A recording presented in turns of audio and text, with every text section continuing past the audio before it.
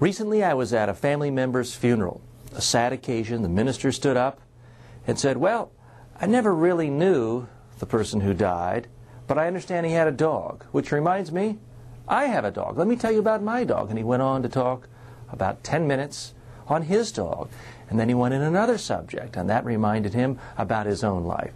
The minister spent the whole 25 minutes of the eulogy talking about himself. When he did talk about the family member, it was something that was really a mishit, really awkward. People were grimacing. And what happened the second the speech was over, the eulogy was over? Well, another family member hopped up, shook the minister's hand and said, "Hey, that was the best darn eulogy I ever heard in my life." The point of the story is, no matter how poorly you speak, no matter how much you bomb, somebody will come up to you afterwards and tell you did a great job. So you can't always go by the feedback you get. People want to be nice. They want to be sympathetic. So they're going to tell you you do well. Don't listen to them. There are some things you do need to listen to. If you want to give a good speech, what you have to do, for starters, is not think of it as, I have a 20-minute speech and I'm going to talk to people.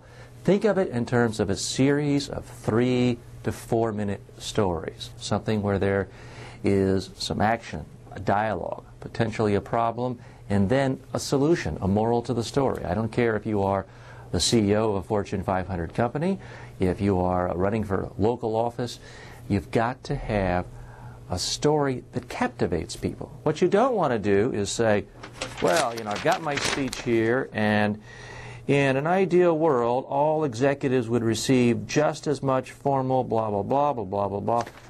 The problem with reading from a script is it flattens your voice, your eyes are now looking down, it tends to make the speed at which you speak consistent. That makes you boring. That makes you sound flat, uninteresting to listen to. And what do people do who are listening in the audience? So throw away the script. Don't walk into a speaking situation saying, gosh, I've got 152 different points that I have to communicate. No.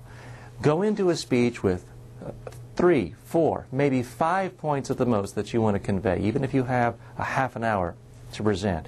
And then flesh it out with stories, anecdotes, vignettes. When you're speaking, really look at the people in the audience. Don't pick out a point in the back of the room and look the whole time. No. Gaze into people's eyes and really hold the eye contact 5, 8 seconds if you can. People will really feel like you're speaking to them. It'll be easier for you because now you're giving a speech not to a large group of people, you're having a one-on-one conversation. Well, that's what you do all day long anyway, so it's going to relax you. It's going to make you more comfortable. So look around the room, not constantly gazing, going back and forth, but look at someone over here, look into their eyes for 5, 6, 7, 8 seconds. Then go over here. Have a conversation. Read your audience. Are they getting it? Ask them sometimes. No, not a bunch of phony rhetorical questions like, how many of you would like to make a lot more money? None of that stuff. But make sure what you're saying is registering. So focus on your eye contact. Get rid of the text. If you have to have some paper, a couple of stats that are really important, have it on a 3x5 card in big, bold print. Do that, and you can go into any speaking situation with confidence. Now, a word about how to start.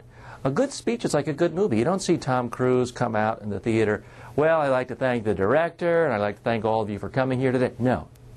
The first scene is he's being chased, he's on a motorcycle, there's fire. There's some drama to it. A good speech, I don't care if you are giving a report at your board meeting, annual meeting for a public company, you need a little excitement.